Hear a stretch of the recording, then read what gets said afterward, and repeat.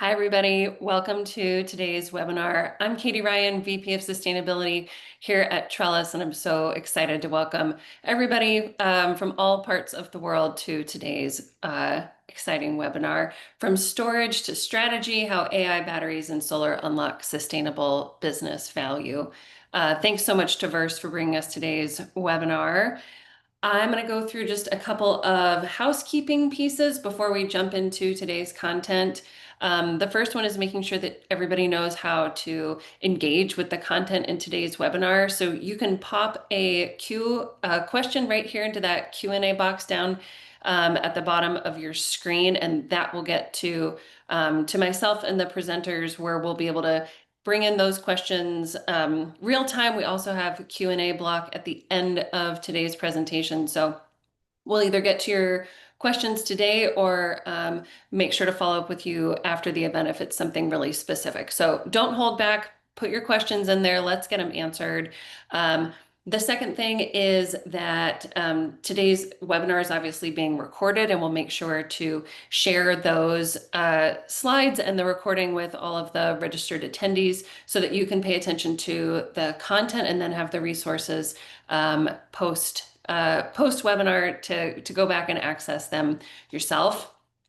I wanted to jump in now to the piece that I'm sure you want to know more about, which is like who these lovely faces are that you'll be hearing from today.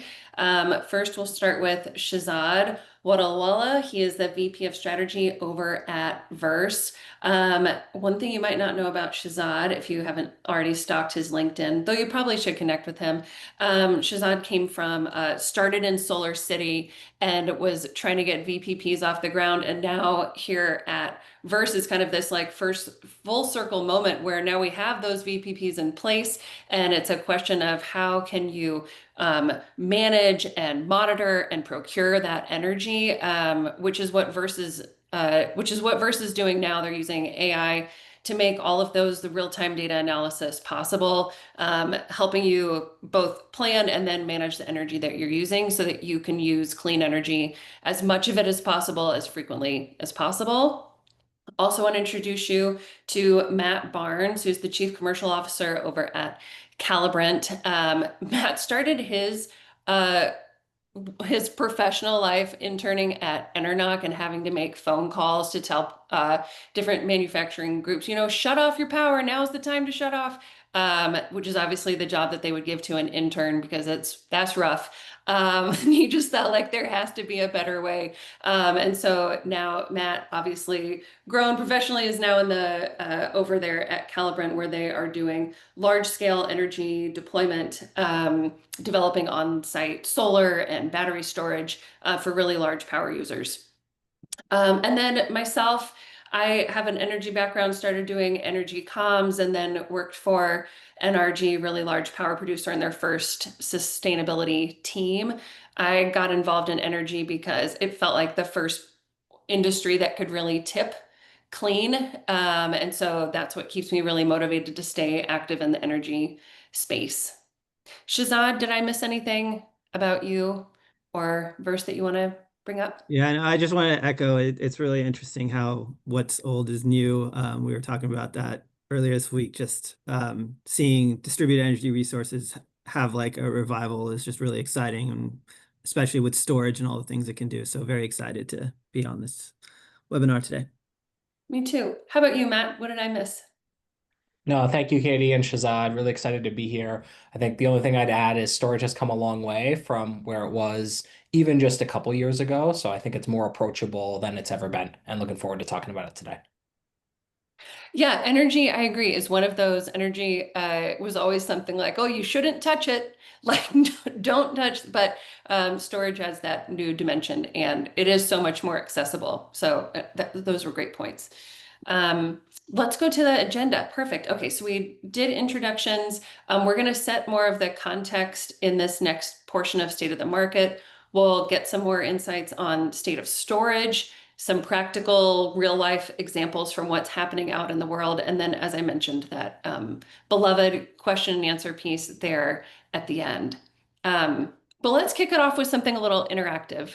Yes, let's go to that next slide there. Shazad, thank you so much.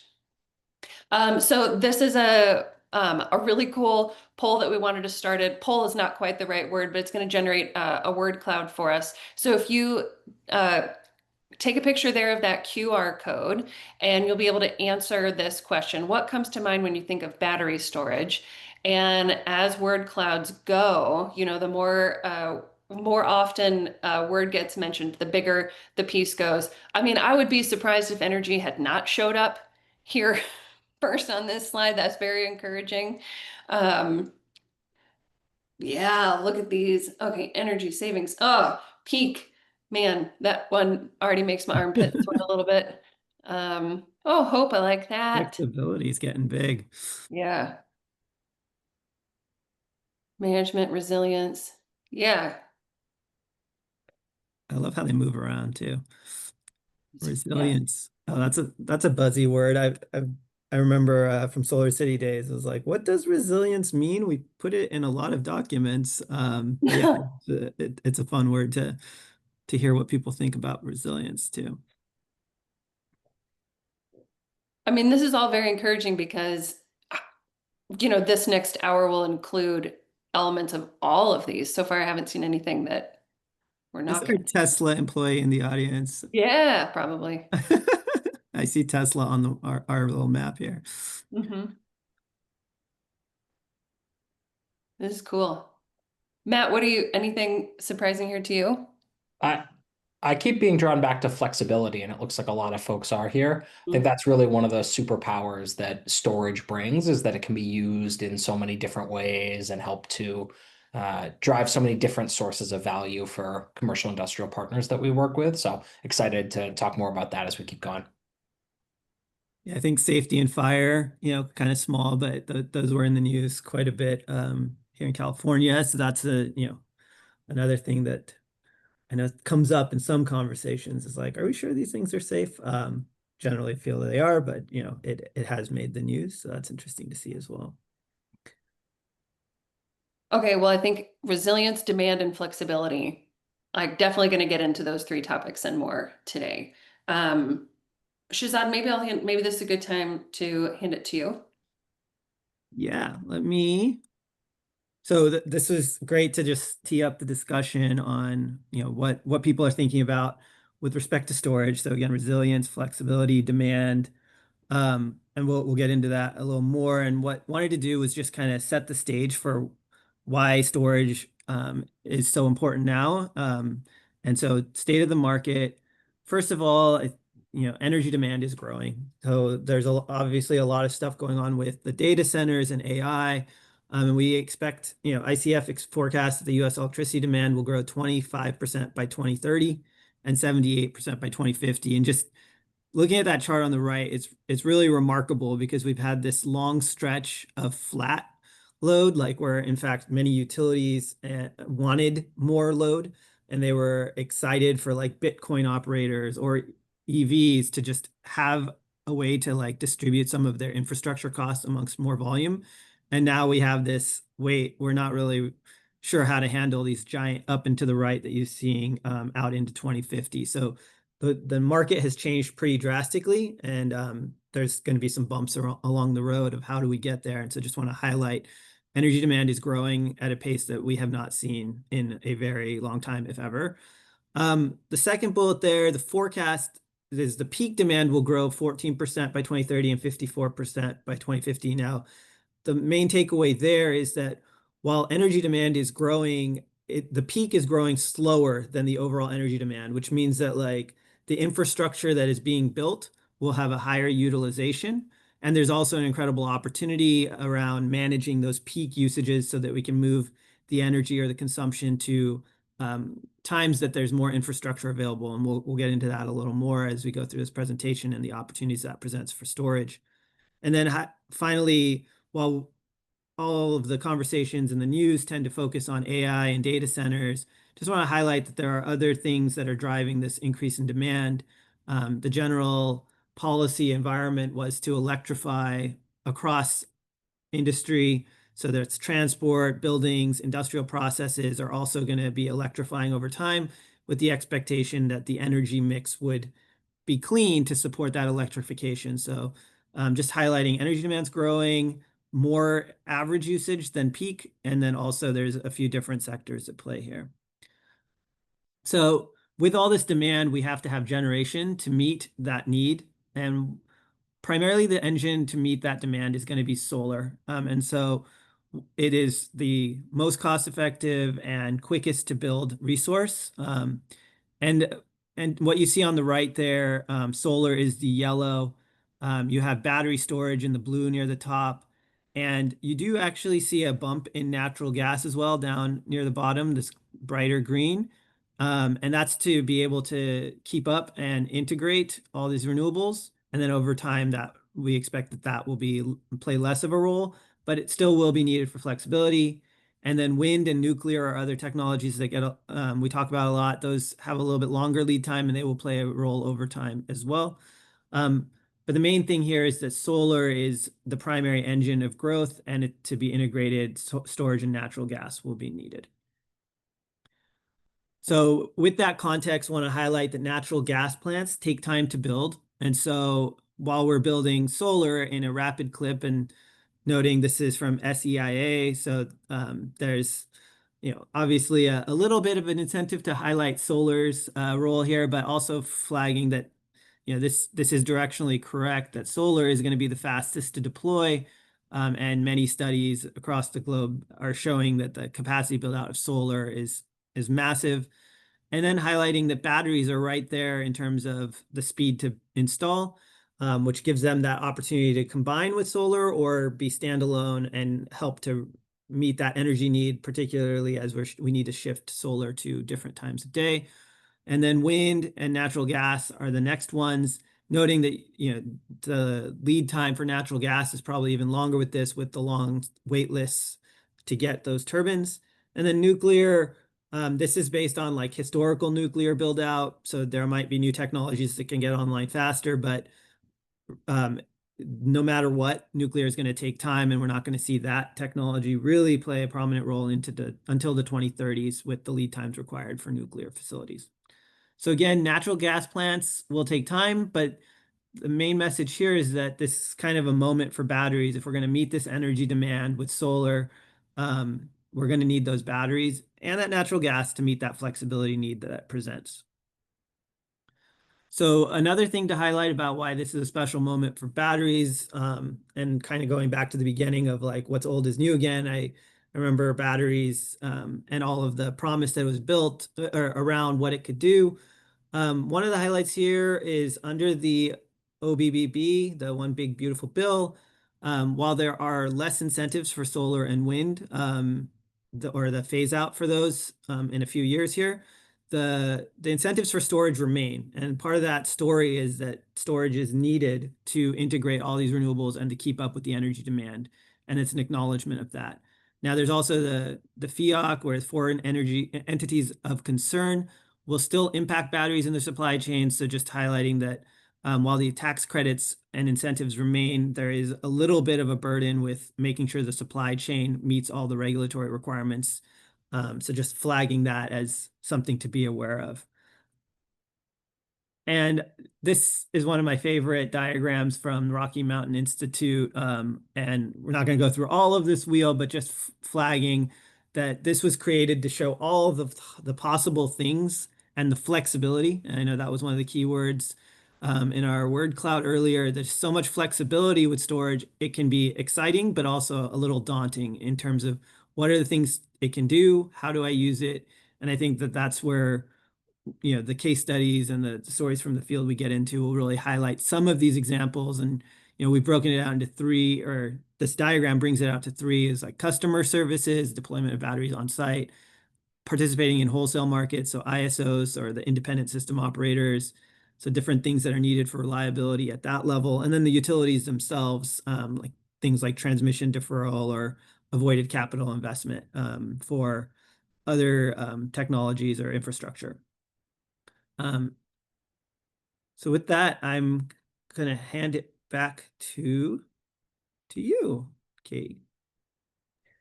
Thank you so much for that. Oh, sorry, we have a poll. Yeah, let's do the poll. That sounds great. So now you guys are familiar with this QR code system up here at the top, and you can start plugging in your responses to the question, how has your organization leveraged battery storage to meet your goals? Um, no storage, no store. These are great. Learning more, here to heckle the panelists. I like a sense of humor. On-site storage, co-located, and then off-site storage standalone. Great. I'm just happy the second one's not winning, but still kind of disturbing level of second place there. I mean, time will tell to see what pops up in that Shazad, so we'll see. I feel like some healthy heckling it helps with engagement. So, we can hang. Hey, people were more willing to heckle us in person, Shazad, when we did this. So maybe people a little more shy behind the webinar. Yeah, I'm trying to think what that means. That's great. Okay, so I mean, majority of folks here to learn more because they haven't deployed that storage yet, but know that I would imagine know that it's necessary, just like the writing is there. Is this surprising to you guys? I I don't think so, Katie. I think this is really what we see in most of the conversations that we have. Storage is still a relatively newer technology as opposed to solar and some of the other, clean energy technologies that have been around a little longer. And it's a bit more complex, as you saw on Shazad's slide earlier with, many different things that it can do. It's got a bit of a higher barrier to entry than some of what's been around before. But that's not necessarily a bad thing. I think as the technology has matured and as the solution sets matured, we're able to help folks enter into storage and find ways to do it that may not have been possible before. What jumps out to me is that offsite storage standalone is actually has more than offsite storage co-located with renewables. Um, just have seen a lot more corporates go out and procure storage, solar plus storage through their like large VPPAs or power purchase agreements. So it's interesting to see that folks are using it just standalone. Uh, that one surprised me. But yeah, that's very cool. Yeah, I think it points to all of the different applications that storage can have, either overwhelming or like, oh, very specific, this could solve a problem. Which is maybe the next right place for you to jump in, Matt. Sure. So if we go to the next slide, I think it's important to recognize Calibrant exists to help large users of power to accomplish their business objectives. Folks don't call us or reach out to us asking for battery storage or for solar. They reach out to us asking to solve business problems that they've got.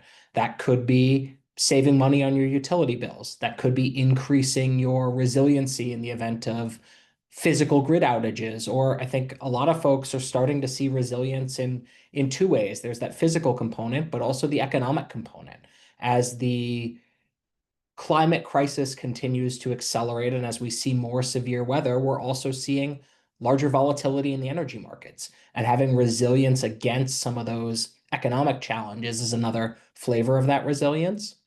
And then the last one we've gotten a lot of calls about in the last couple of years, and I'll talk a bit more about in a later case study, is speed to power. As especially large industrials and data centers are looking to grow their operations, build new facilities, and ultimately expand and grow their load to drive that growth Shazad highlighted earlier. Those timelines are currently in conflict with business objectives. That 5 to 7 year build out from utilities is really challenging. And we found some solutions with utilities and forward leaning partners of ours to use battery storage and use flexibility to help unlock that power years ahead of schedule. And I think recognizing that these are the business challenges, you don't need to be an expert in the 13 different things battery storage can do. That's what we exist to help out with. But we help you find the balance of these that works best for your organization. For some folks, that may be that you care about cost above all else, and you want to prioritize savings to help meet your CFO's objectives. Great. There are certain places we focus on that. For resiliency, maybe you're in a very hurricane-prone area and are looking for resiliency against outages. That could be the priority, or it's that, ability to connect your load. Finding that balance is something that we work with partners day in and day out to do and make sure we customize it to your specific needs. If we go to the next slide, you may think storage is complex, it's really costly and challenging. That's something that you don't need to take on your side. Calibrant exists to help simplify that both operationally and financially. We underwrite all of the projects that we're doing on a layer of different value streams. We'll put the upfront capital and the upfront time and investment in to make sure we develop a solution that works for your specific combination of those drivers and accesses all of the available value from the grid operator, from the market, from your local utility to help reduce that cost. We do that in a way that balances operational savings with a lack of upfront investment and that aligns our incentives long term. These are generally 10 to 20-year agreements. And over that time, I can guarantee you that things are going to change, markets are going to evolve, programs are going to evolve. And we feel very strongly that having aligned incentives where we both win together, if new revenue or new value can be generated, is core to being partners long term. So we set up structures that include that ability to work together to maximize value for the long term. And that's where I think Calibrant and the partners that we're working with have found ways to utilize storage and solar and on-site energy through that complexity to make simple financial outcomes for our partners.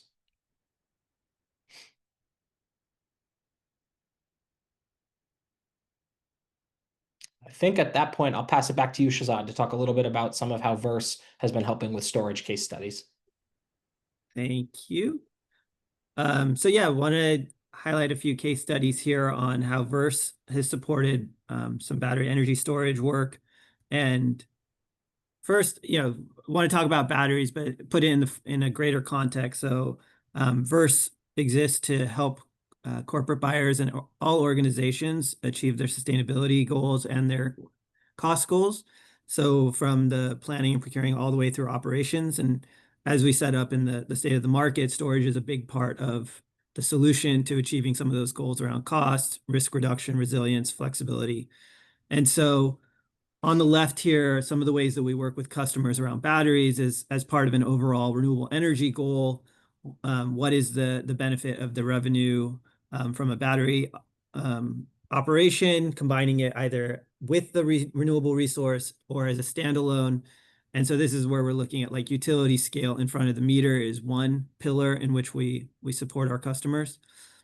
On the right, we have sites that want to install batteries on site so they can improve the reliability and the resilience on site, but also they want to leverage, taking advantage of particular utility tariffs and structures. And so identifying those regions where that's economic or facilities where that can be the most impactful for their organization's objectives.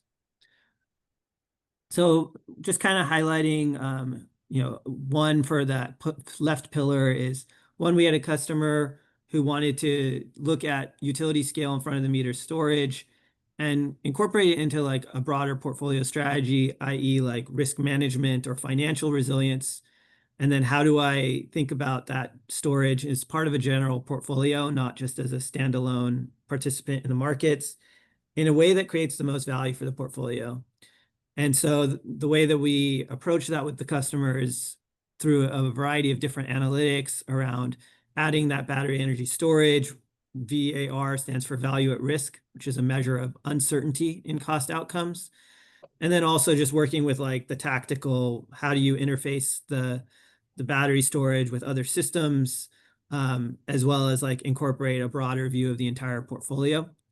And then the results were that evaluating some different projects, what were the ones that had the most opportunity for meeting the objectives of the organization at the least cost.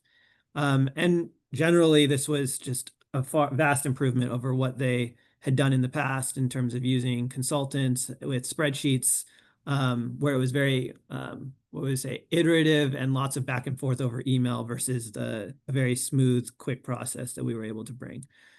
And so just an example output here, just the different bars represent different components of the revenue stack. So on the right, you have the different components. So there are ancillary services revenues that batteries can participate. There's capacity, there's energy.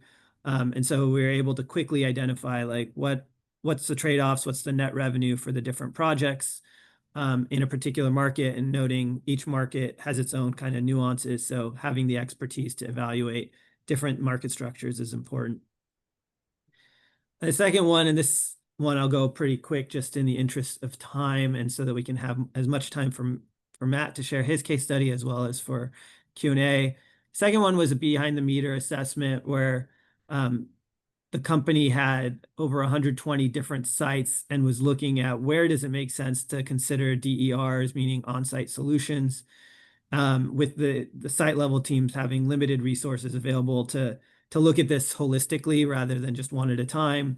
And so we supported them in analyzing these sites, building the model that was sufficiently flexible to capture the different components of revenue stacks, understanding the different tariffs, and we're able to identify on the right, different ones that had internal rate of returns of 7% for the battery energy storage versus they also evaluated cogeneration and found different significant opportunities for savings, as well as we were able to analyze for them some of the reliability benefits based on some opportunity cost or lost revenue if they were to have any sort of event on their site.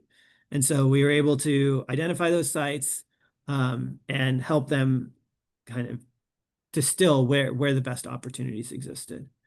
And so again, similar revenue stacking, but in this case, what you'll notice is there's different structures. So TOU stands for time of use. So many utilities offer time of use rates so that you can to encourage moving your consumption to different times of the day. And then there's, of course, wholesale energy arbitrage. So buying at low prices of the day and and shifting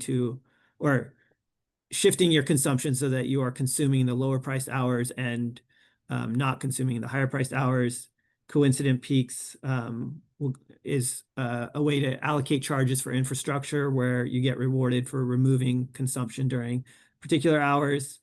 And then a few others that I'll table, but just nuance to the particular situation of that facility. With that, I'm going to pause and actually not pause. I will stop and hand over to Matt to share some case studies on his end. Awesome. Thank you, Shazad. So touching back on those value drivers that I mentioned before, I've got 3 case studies here on things that we've worked with customers to help implement that drive at each of those major reasons. So if we go to the first one, the first project I'm going to talk about is a microgrid that we did in Puerto Rico. And as many of you will know, Hurricane Maria devastated Puerto Rico in 2017, led to prolonged outages and real challenges for the people of Puerto Rico and also for the large employers on the island. And Eaton, the electrical switchgear manufacturer, has a large facility on the island that sits at a critical nexus in their supply chain. And that facility was offline for weeks following the hurricane. And that identified for them a very painful power resiliency challenge that needed to be addressed because it threw their entire supply chain into disarray. So we worked with Eaton coming out of that to develop what's now the largest clean energy microgrid on the island. It pairs about 5 megawatts of solar with about 1 megawatt of battery storage and with fossil generation to support prolonged outages as well. The impacts here are both sustainability driven. It reduces more than 4,000 metric tons of annual GHG reductions. It also, in the times after a hurricane, reduces the amount of diesel fuel that needs to be burned. And that's got its own supply chain challenges when everyone on the island is looking for fuel. The solar panels are able to carry the majority of the facility load, and the storage augments that with the diesels replying only in a backup mode. So this was financed, owned, and managed by Calibrant. So Eaton did not deploy any upfront capital into this system. And because of the incredibly high cost of power in Puerto Rico, Eaton was able to get this resiliency and the sustainability benefit at below the grid parity cost of power. Now, that's not possible everywhere. As I talked about earlier, you've got to choose which of those priorities are most important for your organization. But in this case, we were able to reduce their utility bills, increase their resiliency, and increase their sustainability while providing more than half of their annual consumption over the course of the year from the solar array. So this operates both in grid tied mode for the vast majority of the time, and then in a microgrid mode for an offsite solution where needed. The second case study that I'm going to talk about takes us to Canada. This one focuses primarily on the economic drivers. We partnered with Imperial Oil to do what at the time was the largest behind-the-meter battery project in North America. This project exists entirely for cost savings purposes. It helps Imperial Oil to relieve strain on the local grid at peak times and helps them to reduce their power costs. Shazad mentioned earlier coincident peak charges, and specifically in Ontario, those represent the largest portion of major power users' bills, something called the Global Adjustment Charge. By predicting when that peak hour on the grid will occur, which is often hot summer afternoons or cold winter mornings, and then consuming less during that time, Imperial Oil is enabling a more efficient grid and also reducing their power bills. So we'll operate that battery to reduce their apparent consumption from the grid during those hours by discharging stored energy behind the meter. This is also fully owned and operated by Calibrant and is provided to Imperial Oil on a benefit sharing basis. So when we talked earlier about alignment of incentives and ensuring that over the next 15 to 20 years, we've got the right partnership in place to maximize value for us and our partners, this is really core to that, is that benefit sharing structure. The last project I'm going to talk about, and one that's perhaps very timely, is with all of the load growth that we're seeing from data centers, one of the biggest challenges is getting them connected to the grid sooner. Most utilities are looking at 5 to 7 years out for new load growth right now, and that's simply in conflict with a business imperative for Aligned and many of these large data centers. So this project is the first of its kind to use on-site battery storage to accelerate grid connection for the data center, in this case by almost 5 years. So this 31 megawatt, 62 megawatt hour project is presently in construction and will come online next year, enabling Aligned to receive hundreds of millions of dollars of annual revenues that would otherwise have been delayed while they were waiting on a utility grid connection. This project was done in partnership with the local utility, Portland General, and I think is really a first of its kind use of flexibility to help unlock grid connection constraints. If you follow the news, you've seen recent directives from the Department of Energy and from FERC to look at ways that flexible loads could help to contribute to the system in a positive way and get more accelerated interconnection. And this project is really the first of its kind doing that thing. We worked with Aligned and the utility to identify what specifically was driving the constraint that was forcing them to wait years for power. And then by bringing a battery storage system that could synthetically help to alleviate that constraint, Aligned is not curtailing servers or shutting off HVAC equipment or switching to diesel generators. We're using the battery storage system to reduce their consumption at peak times and enable their utility to serve them more effectively. And one of the real benefits of this is that it's done in a way that does not transfer any cost to other ratepayers. It's fully borne by Calibrant and Aligned, and it enables the local utility grid to be used more effectively and more efficiently, which ultimately reduces cost for everyone. This project moved on a very fast timeline. Our first conversations to procurement of equipment were only about 6 months, and from first conversations to completion will be less than 2 years. So this is really that fast ability to access power. And we're really proud, along with Aligned, to use domestic equipment in this project, including transformers, switchgear, and batteries that were manufactured in the US. So this is really, I think, a range of the different scenarios that folks reach out to Calibrant to work on. Again, none of these started with, "Hi, Calibrant, I'd like a battery." They all started with business challenges that we were able to then develop solutions for, and I think cover a great range of the types of projects we target, from a few megawatts up to 30, 50, 1,000 megawatt projects that we're working on now. So it's really continued to evolve over time, and we're thrilled to see the role that battery storage can play in unlocking this energy future. With that, I think I pass it back to you, Katie. Yeah, maybe one like quick question just to orient people trying to figure out like, is this me? Am I these case studies? Which is why I find those case studies so useful. Um, for both Calibrant and then also for Verse, kind of what's your sweet spot of output? Like when is it the right size project for each of you? Maybe Matt, go first. Sure. So Calibrant generally works with customers who consume at least 5 or 10 megawatts of energy, or who have multiple sites that can sum up to that level. We go as large as hundreds of megawatts or even thousands of megawatts, as I mentioned here. Yeah, and I'll jump in. So from our standpoint, there's the DERs, as long as it's at least 1 megawatt, we're not doing like rooftop like sub 1 megawatt. And then as far as like that first pillar of utility scale, that's where you talk about co-located renewables with storage, more like manufacturing, data center, and bigger loads like that to kind of orchestrate an overall portfolio view and how a mix of different types of resources, including storage, can meet the corporate objectives. Great, thank you. Um, and then, yeah, Matt, do you want to follow up on the audience question on that last case study that you offered? You're on mute, Matt. Sure. So the question I see is, where did the electricity for the aligned project come while they were waiting for the grid connection?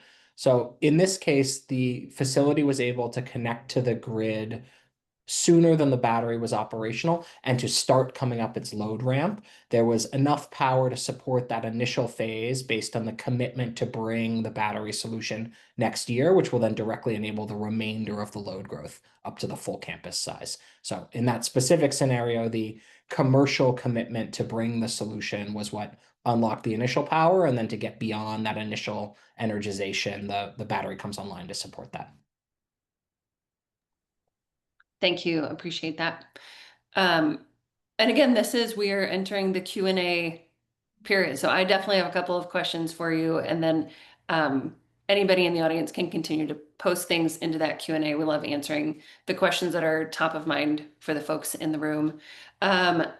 Maybe I go just back in time to that word cloud that we were looking at, because resilience was one of those words that had been popping up, and it feels like it's defined a little bit differently for everybody.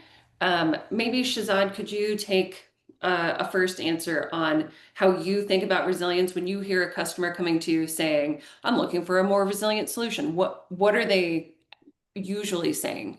Yeah, so kind of going back to my pre-Verse days and continuing to Verse, I was in the risk management function at Google. So it's like looking at that portfolio, and there's kind of two different things. One is the dollars, right? The what does this mean from like having the flexibility to move around my consumption to respond to market signals, so the financial resilience. But Google also had the 5 nines, which is like 99.999% service level, as you all probably know. Whenever your internet isn't working, or really your Google products aren't working, you notice. Similar with Amazon, those things make the news. So resilience also means like making sure that that data center does not have disruptive service for any of the downstream consumers of that infrastructure. I'll hand to Matt on that Yeah. one. Matt, what's your answer? What it, Yeah, I think you hit on a lot of pieces of what I would touch on. The economic side, I think, is, as I mentioned earlier, not getting quite enough attention, but folks are starting to see it when they get unexpected power bill spikes, or when things like a polar vortex occur. Even if your lights stay on, your bill is going to be far higher than you were expecting, and energy storage can play a role in increasing your economic resilience to that scenario. I would say the other way that it hits for me is recognizing that especially large loads and industrials and data centers, I personally think, have a obligation to be good grid citizens and to help support the communities and the utility partners in which they operate. And one way to do that is to ensure that you've got on-site assets and the ability to use those to help support the grid during its most challenging times. And I think that increases resilience, not just for your facility, but also for the community in which you operate. Matt, that's such an interesting angle, the obligation to being a good grid citizen. I like that framing. That reminds me of how much this is really an ecosystem challenge. It's not just a transactional thing. And I was curious, maybe you could talk a little bit about the stakeholders that have gotten involved in a number of these situations, because I don't know, I don't imagine that if you went to your CFO and said, it's our obligation to be a good grid citizen, that that's going to be like enough of the selling point. It probably is like the third or fourth bullet that would get it over the line, and probably maybe keep you out of some local lawsuits as well. But yeah, who do you consider the important stakeholders if that you're guiding an organization, they want this project to be successful? Who are you ticking off on the boxes? Like, have you talked to this? Have you talked to this? Yeah, I think if I think internally, if I'm the sustainability manager or the plant manager, looking at a solution like this with Calibrant, I'm going to want to make sure that I've talked to my finance leaders, to my engineering and technical teams, to my CFO's office, to my plant manager, to the people who are going to actually need to be involved in implementing this and building that coalition of support. Each of those folks are going to ask you good questions like, what's the business case? And that's something we can help answer. How would we integrate this into our facility, both from a physical and an electrical perspective, that we're going to help you to answer? So those are some of those internal stakeholders. Externally, these projects are going to require partnership with your utility through either a formal process or through bilateral discussion. There's going to be permitting and zoning that needs to be worked through, like any construction project. So we'll be working with the local AHJs and the local communities to build support. And then I think as you look a little bit longer term, when I talk about this good grid citizen concept, beyond it being the right thing to do, which again may not be the first reason, but I think is one of the reasons. If you look at places where there's been explosive load growth from industry and data centers in the past, Ireland is one example that comes to mind, where data centers play a particularly large role in the local power system. They've been ultimately mandated to do things like being grid responsive with battery storage and being able to support the grid. So it may not be required yet today in all jurisdictions in the US, but I think some of the early indications of things like that coming are out there if you know where to look.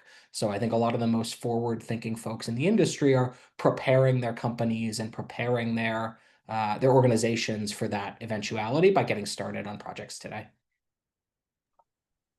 And Shazad, how would you answer that question? Like, which stakeholders are involved in the successful projects that you work on? Yeah, I mean, I think one of the shifts that we've seen, and kind of going back to that chart where load was or demand was kind of flat for a while, and then all of a sudden it's now spiking up, is there was a time where governments wanted, all these facilities, and the utilities themselves were like basically rolling out the red carpet to come to a community. Like they were vying for that data center, because they wanted to have more jobs and that opportunity.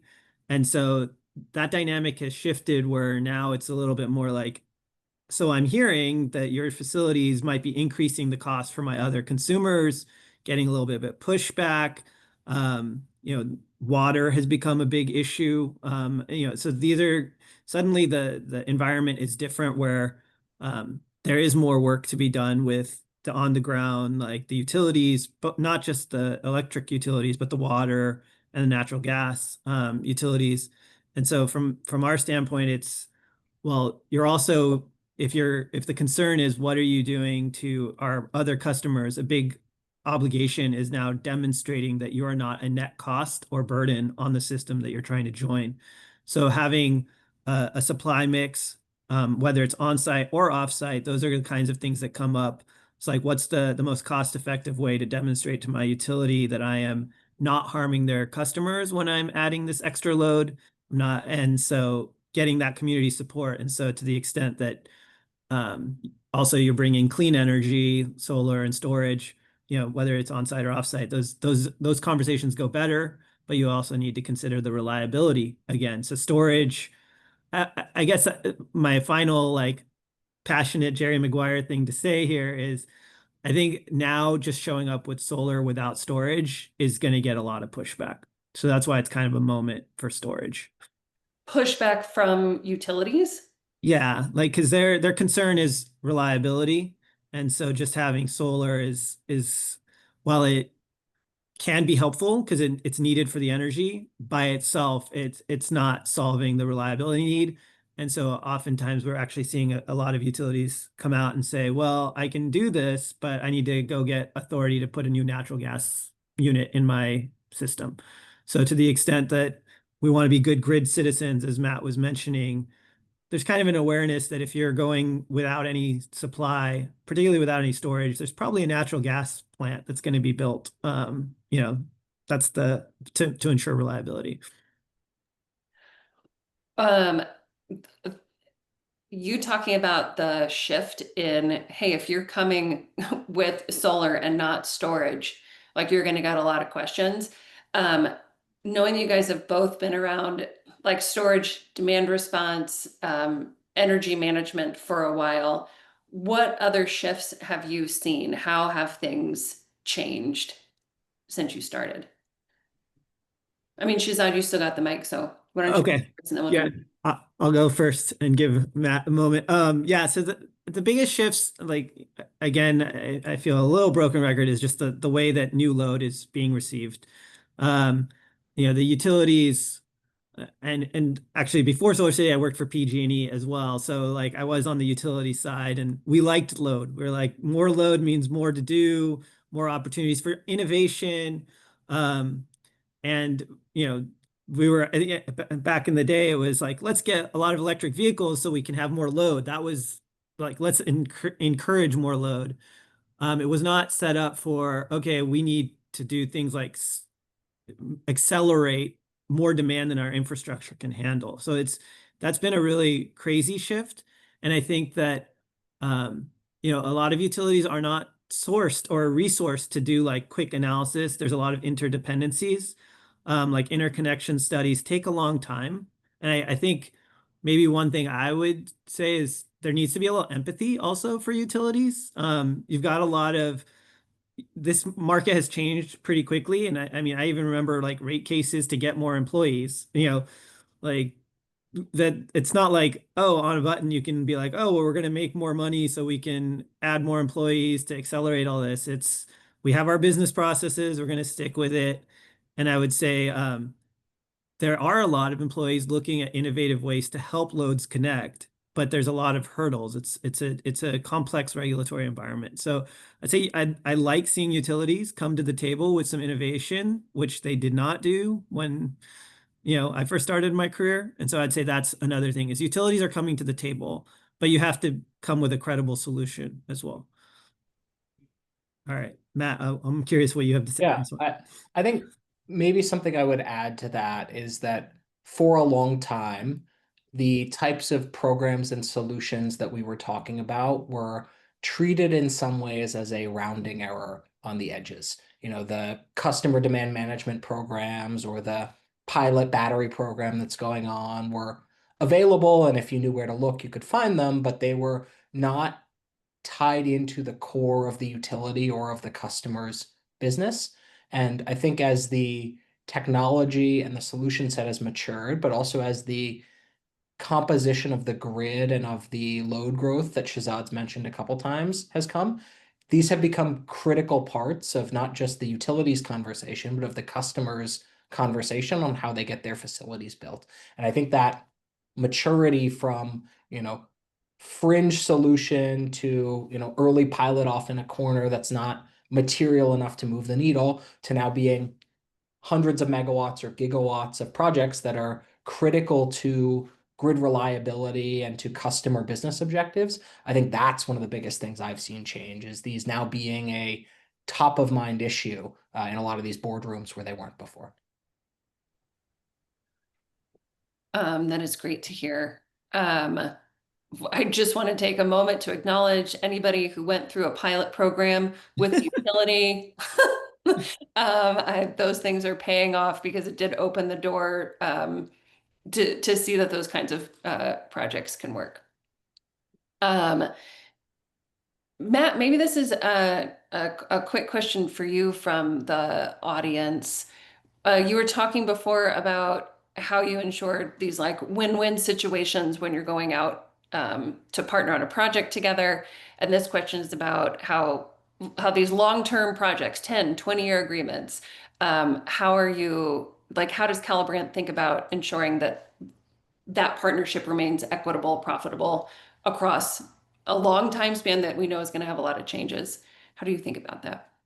Yeah, I think I touched on a few of the points, but one that I haven't touched on yet would be the ensuring from the beginning that we've designed it with tier one equipment and with things that are going to stand the test of time. I think a lot of some of the earlier technologies in solar, if you go back far enough, and in storage in earlier days as well, claimed 10 to 20-year lifespans, but looking at it 3, 4 years in, it wasn't delivering anywhere near what it needed to. So we've been incredibly thoughtful in how we set our projects up, both on an engineering and technical basis. And then commercially, as I touched on earlier, I think a lot of this involves setting up the right structures whereby there's not a winner and a loser on the sides of the transaction. It's a win-win partnership where you've got aligned incentives. That doesn't mean there's not some risk transfer involved. All of these involve some level of risk sharing, but making sure that we've been thoughtful in setting that up right and using certain test questions like, if a new program were created in 3 years, how would we share that? And what should the answer to that question be? Because I can guarantee you that no matter how many market price curves you buy or how many times you ask your utility what the program structure is going to be, it's certainly not going to be what we put in our Excel model or what you put in your business case. So I think finding partners you can work with and setting up the structures that put you on the same side of the table when those eventual twists and turns come is really the best way to solve it. Shazad, do you have anything to add there? Because I mean, I know Verse really prides itself on having that data analysis available and being that partner for the long term. I mean, how are you thinking about conversations that are like, tell me what our relationship looks like in 20 years? Yeah, I mean, I think part of that is going back to the resilience question. Like, we do not believe in a point forecast on anything, right? There's so much uncertainty geopolitically, market, things are moving very fast. And so our ethos is more rather than like try to tell someone there's just one right number, it's like, let's be like reasonable about the range of outcomes that are possible here and build out scenarios that give you a robust plan against those different eventualities. When it comes to like specific negotiation for a project, I think this is a market where empathy is really big. Like I mentioned it earlier with the utilities, but also empathy with like your the other side of a negotiation. This isn't like, let's fight over the pie and like my job is to take as much from you as possible. We now live in a dynamic environment where laws are changing like while you're negotiating a power purchase agreement, right? So change of law risk is huge. And to assume that there are no uncertainties and no risk is it's not appropriate for this time frame. So I would say right now it's empathy and also thinking about the risks, identifying the risks, think about who you're signing a contract with as your partner. We should all be clear and transparent about the risks and also negotiate in a way that the risk is allocated to the entity that is the best equipped to manage it. So like there are certain risks that like a corporate buyer can't manage that a seller could and vice versa. And so just understanding who can manage that risk, that also makes it so if something changes and you have to renegotiate something, you're starting from a place of trust rather than a place of like, oh well, nope, that's what's in the contract, sorry. And that's not a fun place to be. Um, Great. I have so many more questions on proof points of trust and ensuring that you have those pieces in place, but for a different webinar. Um, I do have a lightning round question for you. I'm gonna set it up, and then I'm gonna do a little bit of housekeeping so you can think of your response. But the question is, seeing those poll results that a number of folks here were either here to heckle you or because they were curious about learning more. Uh, I'd love to hear both of you respond to, what's the one conversation you would encourage anybody on this call who sees themselves in a place where battery storage is in your future, either adding on to what you've already have or beginning that journey, what is the subject line of the email? And who is it to, if you're trying to carry forward the learnings that we had from today. Okay, so think of your answer. I'll set up the question again. But again, the slides, the recording, the resources will all be available to registered attendees after this event. If we didn't get to your question, the VERSE team will be following up with you directly on any of those places where we can still help on the really tactical questions that came through. You can catch our webinars. We have so many coming up. We have events that you can be at. I'm sure Shazad and Matt will be there as well. And we have your contact information, of course, so people can follow up directly. Okay, the lightning round answer people have been waiting for. Okay, what is the subject line? Who is it to for the conversation to continue this forward in your organization? Shazad. Okay, so this is a great question, and I guess my question would be like the what's your why? So is it your sustainability officer, your finance officer that's driving this decision is kind of where we start, because cost savings is kind of like everything is smoother if you have cost savings, but it's not guaranteed, except in certain markets, maybe the environment is good enough or like the incentives are so strong that you can have that. But in many cases, we're going to be approaching places where there's trade-offs between cost, resilience, reliability, risk. And so I think the first question is knowing who's your ultimate decision maker and knowing your why for that decision maker. And if that decision maker is like, I want to be a responsible grid citizen, that's a very different conversation than my job is to cut every single inch of costs. And if you can't show me guaranteed cost savings, we're not doing it. So knowing your why just makes the whole journey so much smoother as you align your analysis, who you ask for support, who your partners are going to be. So I'd say know your decision maker and know your why. That's the first thing to do. Oh, that's good. Power mapping. Love that. Okay, Matt. I'll go one email before Shazad and then a little bit after. I think you don't even know the answer to those questions yet. I think something along the lines of an email to your executive, could be your CFO, could be your plant manager. If I could help solve insert business problem that you're facing, whether that's our power costs or the fact that we had an outage last week or that our bills spiked last month. If I could help solve that challenge, would you be interested? And then in your details, I think you could say, I don't have all the answers yet, but I know some of the folks that I could call to help answer that question. And shameless plug for Calibrant and Chris, we can help to answer those questions. But I would start with, before even spending time writing the email to us, find out from your leadership if you could help solve that problem. Would they be interested? And would it be interesting enough for you to devote some time into? And then I think the one further down the line, I would say, is in your email to us, it doesn't need to say what you think the answer is or what technology you're looking for. It could even be a forward of your CFO's reply saying, this is important enough that my CFO cares.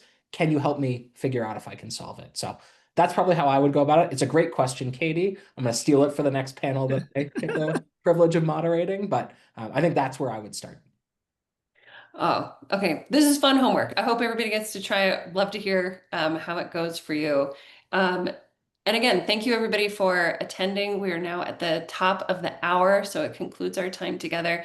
Matt and Shazad, this was legitimately a good time, like both informative and a good time. So thanks so much for bringing your smarts and your candor to the conversation. I think it will really help a lot of us do our work better. Thank you, Katie. All right. Katie, thanks everyone. Thanks everybody. Bye now.